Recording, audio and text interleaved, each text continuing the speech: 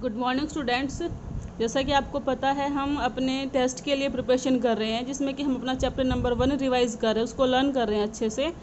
तो कल की वीडियो तक हम जो अपने सारे MCQs थे उनको क्लियर कर चुके थे। आई होप आप सब ने वो लर्न कर लिए होंगे। अगर नहीं भी किए हैं तो प्लीज़ बेटा उनको लर्न कर लो, टेस्ट के लिए अच्छे से प्रिपरेशन करो। आज हम करने वाले हैं इसी चैप्टर के फिल इन द ब्लैंक्स और ट्रू फॉल्स, और पीछे 2 अपने MCQs होंगे, सॉरी मैच द फॉलोइंग्स होंगे, उनको करेंगे। ठीक है, तो शुरुआत करते हैं अपने फिल इन द ब्लैंक्स से। पहला क्या कह रहा है, the water in the black can becomes blank space then that in white after exposing to the sun. के पानी है, एक बार तो आपने इसको एक ब्लैक बर्तन में रखा हुआ है, एक बार उसने आप वाइट बर्तन में रखा हुआ है, और दोनों को आप धूप में रख देते हो, तो जो ब्लैक बर्तन में जो पानी है वो क्या हो जाता है, वो गर्म होगा। क्योंकि आपको पता है जो ब्लैक है वो एक अच्छा एब्जॉर्बर है हीट का। तो अगर आप ब्लैक बर्तन को धूप में रखोगे तो वो जल्दी गर्म होगा, तो उसमें रखा हुआ पानी भी जल्दी गर्म होगा।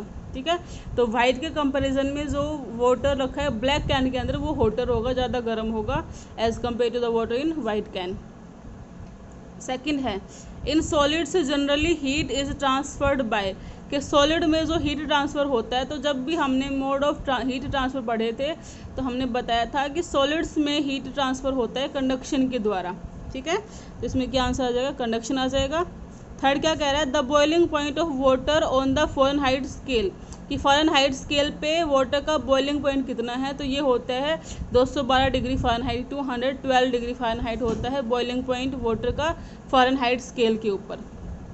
ठीक है, फोर्थ देखो क्या कह रहा है, in liquids and gases heat is transferred by the process of blank space.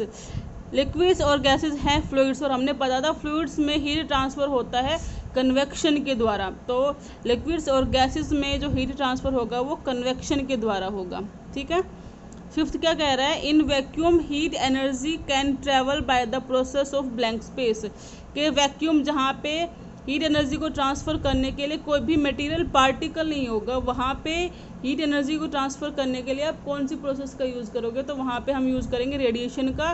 क्योंकि रेडिएशन एक ऐसा प्रोसेस है हीट ट्रांसफ़र का जिसमें कि हमें एक मटेरियल मीडियम की रिक्वायरमेंट नहीं होती है, तो हम वैक्यूम में भी वहाँ पे हीट ट्रांसफ़र कर सकते हैं रेडिएशन प्रोसेस का यूज़ करके।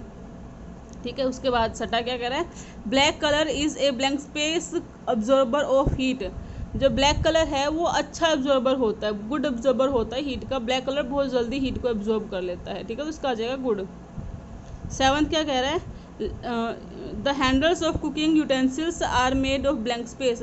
के जो खाना पकाने वाले जो बर्तन होते हैं उनके जो हैंडल्स होते हैं वो किसके बनाए जाते हैं, वो बनाए जाते हैं इंसुलेटर के, ताकि उनमें से हीट कंडक्ट ना हो और खाना बनाते टाइम वो ज़्यादा गर्म ना हो, गर्म ही ना हो, और उनको फिर पकड़ने में ईजी रहे। तक क्योंकि गर्म बर्तन तो हम नहीं पकड़ सकते ना, इसलिए उनके जो हैंडल्स होते हैं वो इंसुलेटर के बनाए जाते हैं ताकि उनके अंदर हीट कंडक्ट ना हो और वो गर्म ना हो, फिर उनको पकड़ना ईजी हो जाए। एट्थ देखो क्या कह रहा है, liquids are blank space of heat and gases are blank space of heat.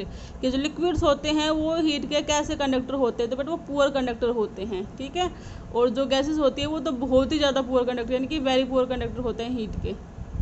Ninth देखो क्या कह रहा है, a room heater heats all the air in a room by setting a blank space in the air. के जो room heater होता है ना वो सारी रूम की एयर को गर्म कर देता है, किसकी हेल्प से, वो कन्वेक्शन करंट की हेल्प से। यानी कि एयर पार्टिकल्स का बिल्कुल यूनिफॉर्म मोशन हो जाएगा, जो गर्म एयर होगी ना उसका बिल्कुल यूनिफॉर्म मोशन होगा, उसको हम बोलेंगे कन्वेक्शन करंट एयर का।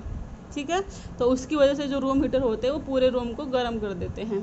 10th देखो क्या बोल रहा है, digital thermometers do not use. के जो डिजिटल थर्मोमीटर्स होते हैं वो किसका इस्तेमाल नहीं करते, तो वो है ना मरकरी का इस्तेमाल नहीं करते, क्योंकि मरकरी नेचर में टॉक्सिक होती है। इसलिए जो पुराने वाले थर्मोमीटर्स थे उनको रिप्लेस करके आजकल आते हैं डिजिटल थर्मोमीटर्स जिसमें कि मरकरी का इस्तेमाल नहीं किया जाता है। ठीक है, अब करते हैं अपने ट्रू फॉल्स।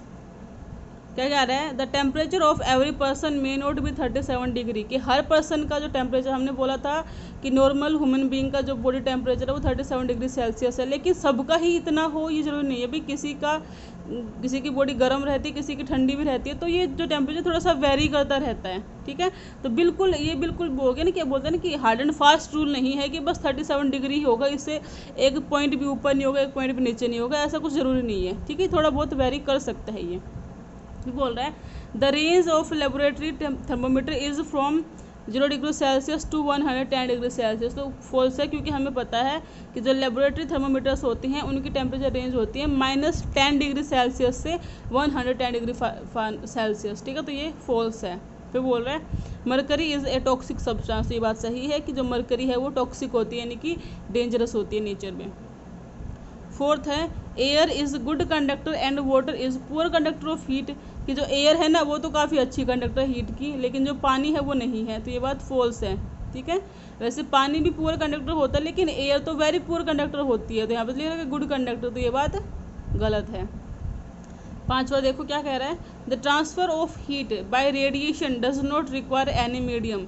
कि जब भी आपको हीट ट्रांसफ़र करनी है रेडिएशन के माध्यम से, तो वहाँ पे हमें किसी भी मीडियम की रिक्वायरमेंट नहीं होती है, तो ये बात बिल्कुल ठीक है। मैंने आपको जस्ट 2-3 मिनट थोड़ी देर पहले ही बताया है कि जब भी आपको वैक्यूम में यानी कि किसी भी मीडियम के बिना हीट ट्रांसफ़र करना होता है तो रेडिएशन के द्वारा हम हीट ट्रांसफ़र करते हैं। सिक्स्थ देखो क्या कह रहा है, in summer we prefer light coloured clothes and in winter we usually dark coloured clothes. क्योंकि बेटा जो लाइट कलर्ड क्लॉथ्स होते हैं ना वो हीट को इजीली अब्जॉर्ब नहीं करते, उनके पूर्व अब्जॉर्बर्स होते हैं। तो गर्मियों में जब आप हल्के रंग के कपड़े पहनोगे तो वो हीट को ज़्यादा अब्जॉर्ब नहीं करेंगे, तो आपको गर्मी नहीं लगेगी। लेकिन जो डार्क कलर के कपड़े होते हैं वो हीट को बहुत अच्छे से अब्जॉर्ब करते हैं, और सर्दियों में तो हमें हीट की रिक्वायरमेंट होती है, इसलिए हम डार्क कलर के कपड़े विंटर्स में पहनते हैं, सर्दियों में पहनते हैं, ताकि गर्म रहे हमारी बॉडी। ठीक है, तो ये स्टेटमेंट सही है, ट्रू है ये। सेवंथ देखो क्या कह रहा है, during the day land loses heat faster than water and becomes cooler. कि दिन के टाइम में जो ज़मीन होती है वो अपनी हीट को बहुत जल्दी से लूज़ कर देती है पानी के कंपैरिजन में, और ठंडी हो जाती है, तो ये स्टेटमेंट रॉन्ग है।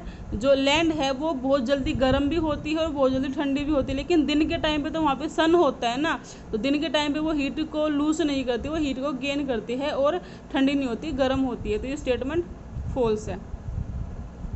एट्थ देखो क्या कह रहा है, on heating the density of substance always decrease.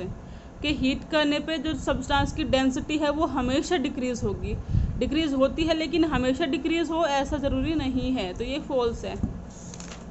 आगे देखो नाइन्थ क्या कह रहा है, the constant movement of water while heating is called convection current. के जब आप पानी गर्म करते हो तो पानी के मॉलिक्यूल्स का बिल्कुल कॉन्स्टेंट मूवमेंट को हम क्या बोलते हैं, कन्वेक्शन करंट बोलते हैं, कन्वेक्शन करंट ऑफ वाटर बोलते हैं, तो ये स्टेटमेंट सही है। आगे बोल रखा है, cooking of vegetables is an electrical change. कि सब्जियों का पकना एक इलेक्ट्रिकल चेंज है। क्या भी आप कैप्सिकम में आप इलेक्ट्रिक करंट लगाते हो तब वो बनती है, नहीं ना, तो वो एक इलेक्ट्रिकल चेंज नहीं, वो केमिकल चेंज है। ठीक है, तो ये फॉल्स है। उसके बाद मैच द फॉलोइंग्स है, इनको और कर लेते हैं। देखो पहले क्या बोल रखा है, हीट। तो आपको पता है हीट क्या है, हीट एक फॉर्म ऑफ एनर्जी है। ठीक है, टेम्परेचर, टेम्परेचर क्या है, टेम्परेचर मेजर करता है किसी भी ऑब्जेक्ट की हॉटनेस और कोल्डनेस की डिग्री को। ठीक है, यानी कि क्यू का हो जाएगा 1। और ब्लैक सरफेस क्या है, ब्लैक सरफेस बोला था ब्लैक ऑब्जेक्ट हीट्स को अब्जॉर्ब करते हैं, तो ब्लैक सरफेस हो जाएगा गुड अब्जॉर्बर। यहाँ पे देखो ऑप्शन में एक मिस्टेक है कि पहले वाले में ना P बराबर 1 कर रखा है बुक में, लेकिन यहाँ पे 3 आएगा। ठीक है, तो P का 3 यानी कि heat is the form of energy. Temperature का हो जाएगा 1 की measurement of hotness and coldness of an object, और ब्लैक सरफेस R का हो जाएगा 2, तो इसका A होगा, लेकिन यहाँ पे आपको अपनी बुक में करेक्ट करना है, ये गलत कर रखा है उन्होंने, उनकी प्रिंटिंग मिस्टेक है। ठीक है, इसको ठीक करना। सेकंड देखो, एक्चुअल मूवमेंट ऑफ मॉलिक्यूल्स के कौन से मोड ऑफ हीट ट्रांसफर में मॉलिक्यूल्स का खुद का ट्रांसफ़र होता है, उनका मूवमेंट होता है, तो वो होता है कन्वेक्शन के अंदर, तो P का हो जाएगा 1। रबर, कोक, कॉर्क, प्लास्टिक और वुड, ये सब क्या है, ये सारे के सारे इंसुलेटर्स हैं, ये हीट को अब्जॉर्ब नहीं, हीट को कंडक्ट नहीं कराते, तो Q का हो जाएगा 4। P का 1, Q का 4। बॉइलिंग पॉइंट ऑफ वाटर, पानी का बॉइलिंग पॉइंट कितना होता है भाई, 100 डिग्री सेल्सियस होता है, R का हो जाएगा 2। ठीक है, और फिर है गोल्ड, सिल्वर, कॉपर, आयरन, ये सब क्या है, ये सारे के सारे अच्छे कंडक्टर्स हैं हीट के। ठीक है, तो ये गुड कंडक्टर्स हैं, तो ये हो जाएगा S का 3। ठीक है, तो ऑप्शन हो जाएगा 1, जो कि इन सारे मैच द फॉलोइंग को बिल्कुल सही एक्सप्लेन करता है। ठीक है, तो आज हमने पढ़े हैं fill in the blanks, true false, और फिर हमने करे हैं मैच द फॉलोइंग।